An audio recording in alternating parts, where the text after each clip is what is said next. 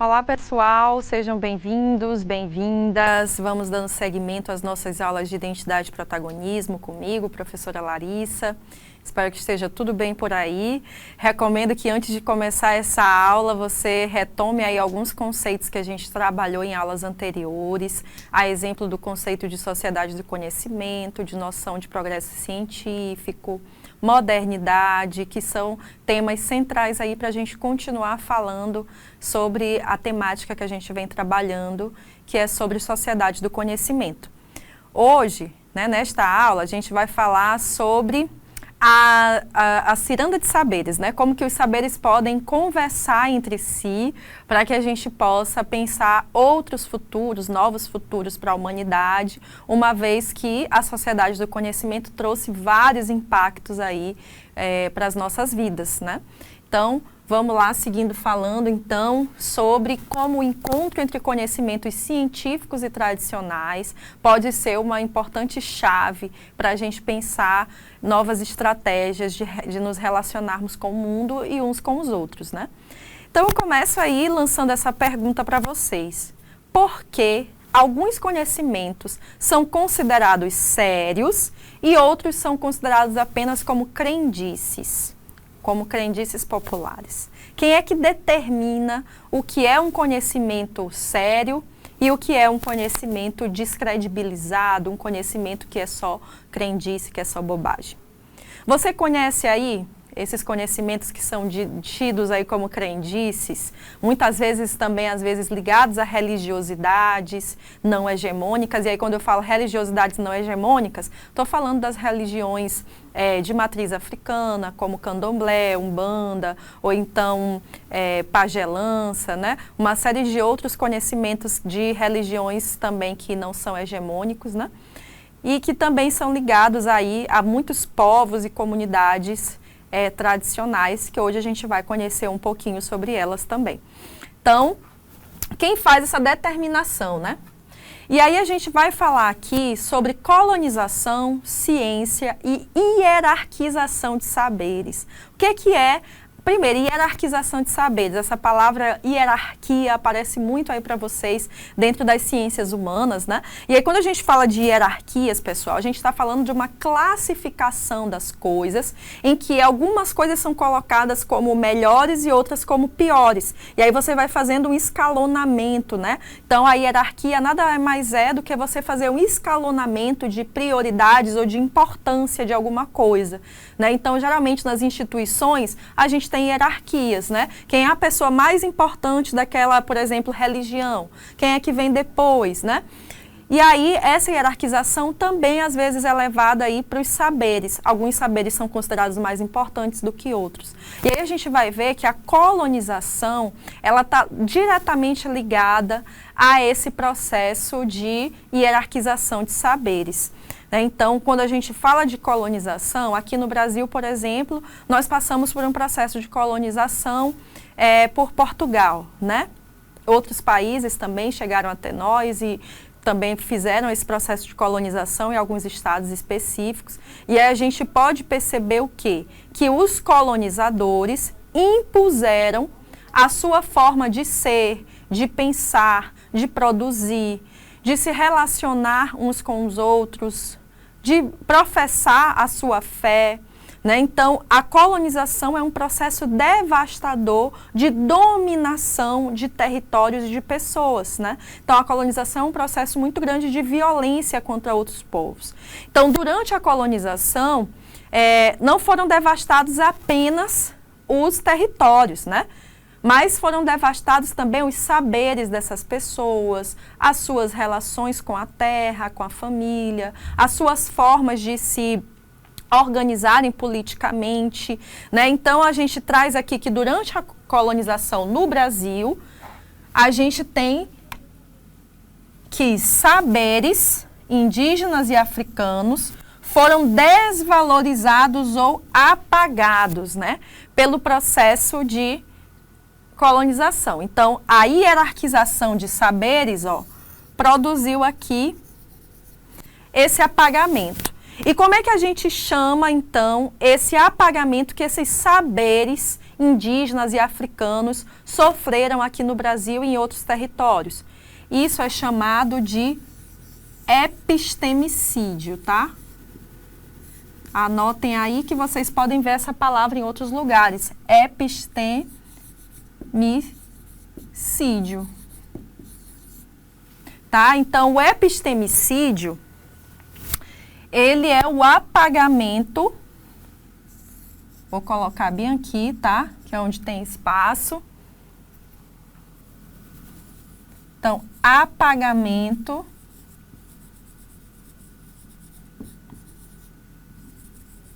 de saberes,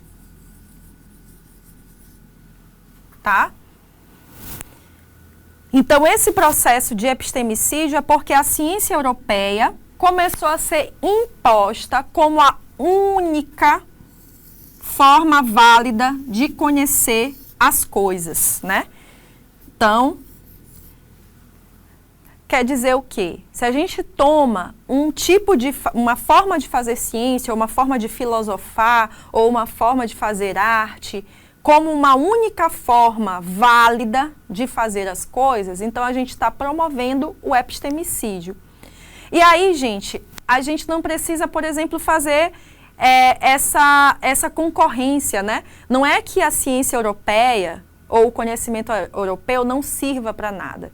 Ele serve aos modos dele, assim como os conhecimentos, saberes tradicionais também servem aos seus modos, né? E aí a gente tem que perceber que eles são formas válidas a partir dos contextos em que eles atuam, em que eles são feitos, né? Então, o problema dessa hierarquização é você estabelecer uma como válida e a outra como inválida e acabar apagando séculos de conhecimentos produzidos por outros povos, certo? Então, vamos seguindo. Então, nessa colonização, os saberes locais foram chamados de atrasados, de superstição, de crendice. Então, eu comecei a aula perguntando quem é que determina se um saber é atrasado ou não. Então, quem está determinando é justamente aqui esse processo de hierarquização de saberes. Então, saberes tradicionais e populares passam a ser vistos como inferiores ou como não legítimos, né? Então, isso é um processo de colonização, é um processo de devastação de saberes. Então, isso vai criando desigualdades, desvalorização dessas diferentes formas de conhecer o mundo, de sentir o mundo.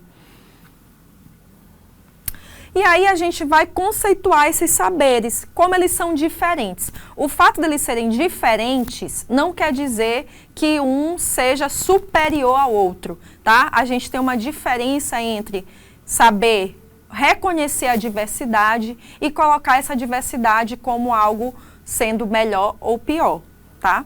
Então, eles são diferentes. Então, o saber científico, ele é baseado em método, pesquisa, experimentação, tá? A validação é feita a partir de teorização, de experimentos, tá? Então, ao longo da vida, a gente foi ensinado a acreditar no saber científico e, claro, a gente sabe que a ciência trouxe uma série de conhecimentos sobre o mundo, que sem a ciência dessa forma que é feita com método, pesquisa, a gente não teria acesso a uma série de conhecimentos, porém, a gente foi ensinado também a desacreditar em outras maneiras de explicar a vida. E aí a gente tem aqui os saberes tradicionais, que diferente dos saberes científicos, eles são baseados na experiência, na oralidade, ou seja, na fala, na troca, na transmissão oral de saberes, na ancestralidade, ou seja, nessa crença do quem veio antes como fundamento para a compreensão da vida. A relação com a natureza também é fundamental nos saberes tradicionais. A gente vê que nos saberes tradicionais a relação com a natureza passa pela noção de coletividade, de harmonia, de bem viver, enquanto no saber científico até então, né, a partir da modernidade, passa a ser pela dominação da natureza. Então aqui a gente tem essas diferenças, essas compreensões aí que são divergentes, né? E quem é que produz os saberes tradicionais? A gente ouve muito falar de saber tradicional, mas quem é que faz esses saberes tradicionais? Então, aqui a gente está falando de saberes tradicionais como aqueles que são produzidos pelos povos originários, que são os povos indígenas, e por comunidades outras tradicionais também, né? Então, a gente tem as comunidades tradicionais, que são grupos sociais, que preservam modos de vida, cultura, saberes e práticas baseados na ancestralidade. Então, geralmente, esses povos e comunidades são ligados ao manejo da terra, à natureza e à coletividade. E aí, no Brasil, a gente tem 28 tipos de comunidades tradicionais registradas, né? Então, a gente tem muitas comunidades tradicionais no nosso território e a gente tem 28 tipos delas, que a gente vai ver alguns aqui, tá bom? Saber pelo menos qual é o nome. Povos originários, a gente tem 279 povos no Brasil, no momento. Aqui no Maranhão, a gente destaca o nome de algumas das nossas etnias aqui, trazendo os Kaapó. Aqui está escrito errado, deixa eu corrigir aqui para vocês. É Guajajara, tá?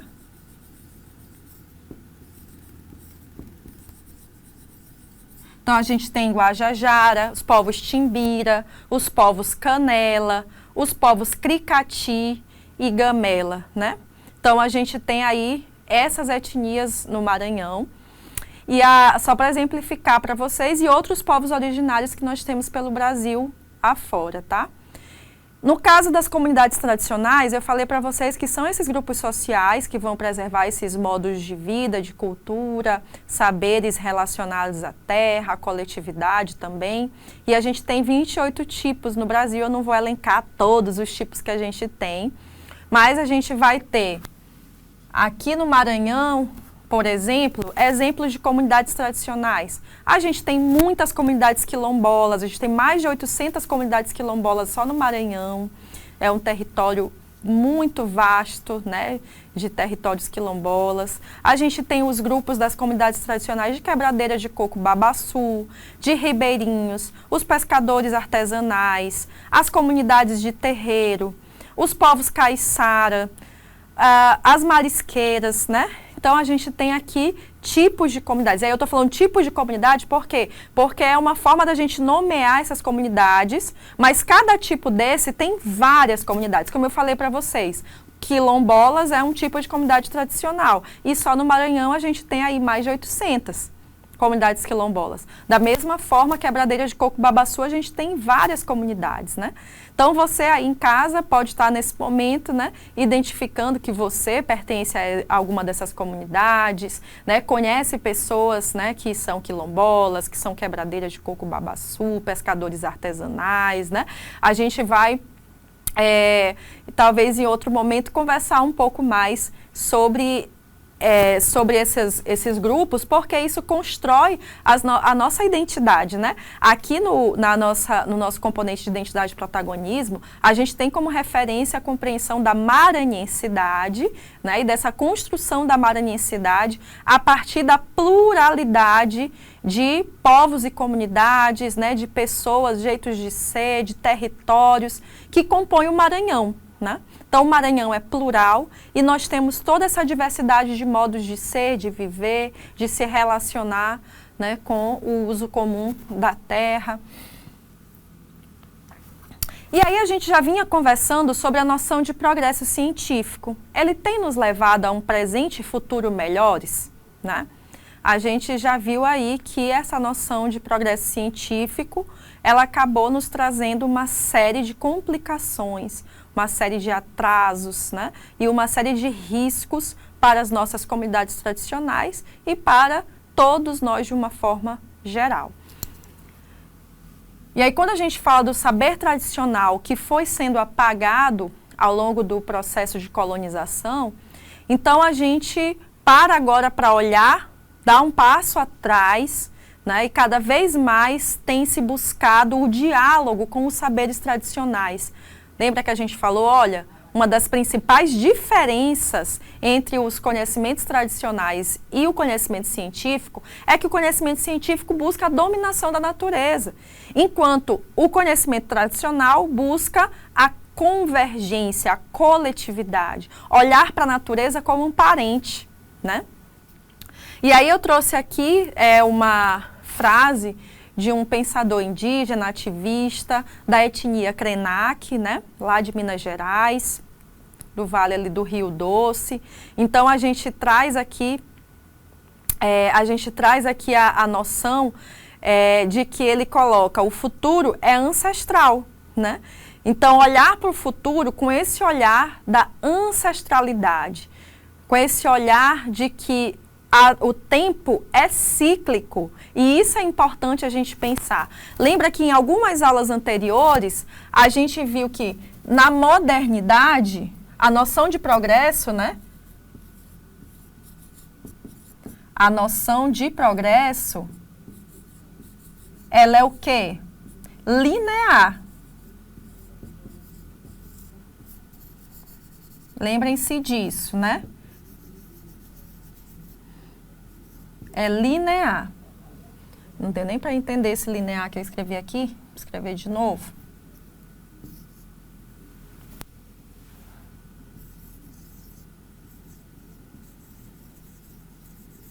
Então, a noção de progresso é linear. E aqui, ó, é uma noção cíclica. Como os tempos da natureza, né? Então, olha só o que o Ailton Krenak disse. O branco acha que o ambiente é um recurso natural. Vocês já ouviram isso? Recursos naturais? Como, por exemplo, um almoxarifado, né? Onde você vai e vai tirando as coisas, né? Um armário ali onde você guarda as coisas e você vai tirando os recursos. E aí ele vai dizer, para o indígena, a terra, o meio ambiente, é um lugar onde você deve pisar suavemente, porque está cheio de outras presenças. Ou seja, reconhece a natureza como presença viva que merece tanto respeito quanto a humanidade. Lembra que a gente falou que a modernidade ela é antropocêntrica, ou seja, ela é centrada na figura do ser humano, nas necessidades do ser humano? Então, aqui nesse pensamento tradicional, ancestral, indígena, a gente não vai olhar a natureza a partir de uma visão antropocêntrica, né? Mas a partir de uma visão de confluência entre humanidade e natureza, porque a humanidade também é natureza, né? Então, ele coloca aqui, a gente só existe porque a Terra deixa a gente viver. Ela dá a vida para a gente. Não tem outra coisa que dê vida. É por isso que a gente chama ela de Mãe Terra, né? Então, trazendo aqui essa concepção de que a natureza também é extremamente bondosa e que essa bondade, a abundância, né, de vida que a natureza proporciona é que torna ela uma mãe para a humanidade, para tudo que existe, tá? Então, eu trazendo isso daqui para a gente perceber a diferença nesse pensamento e como ele pode colaborar para que a gente pense em alternativas de futuro. Vamos seguindo. Eu trouxe aqui também um pensamento do Nego Bispo, né? O Antônio Nego Bispo dos Santos, que é um pensador quilombola, ativista, que é lá do Piauí, já nos deixou, né, aqui na Terra, mas é alguém que trouxe uma presença de pensamento e uma série de questionamentos que muito nos inspira. E aí o Nego Bispo, ele é um quilombola de uma comunidade chamada Saco do Curtume, que fica bem pertinho da gente aqui no Piauí, logo aí do lado. E aí ele traz para a gente a ideia de que a gente tem que passar da era do desenvolvimento para a era do envolvimento, né? Ele vai dizer que essa noção moderna da ciência enquanto algo que tem que trabalhar para o desenvolvimento é algo que acaba nos distanciando da natureza e destruindo tudo que tem pela frente. Então, se a gente parar de desenvolver e parar para se envolver mais com esse mundo e com toda a abundância de vida que ele nos traz, então a gente pode reequilibrar aí, trazer essa harmonia novamente da nossa relação com a natureza. Então ele coloca assim, olha só, orgânico é aquilo que todas as vidas podem acessar. O que as vidas não podem acessar é mercadoria, não é orgânico, com ou sem veneno, né? Então, trazer essa noção de que o progresso, de que o consumismo acaba nos envenenando também, né? Então, que a noção de que o envolvimento é uma possibilidade para que a gente possa transformar as nossas existências no presente e num futuro bem próximo. Então é isso, pessoal. Espero que as falas de Krenak, de Nego Bispo, te inspirem por aí também e te ajudem a refletir criticamente sobre a noção de progresso atual e como que a gente pode tentar reverter a nossa situação no presente e no futuro. Tá certo? Até a próxima!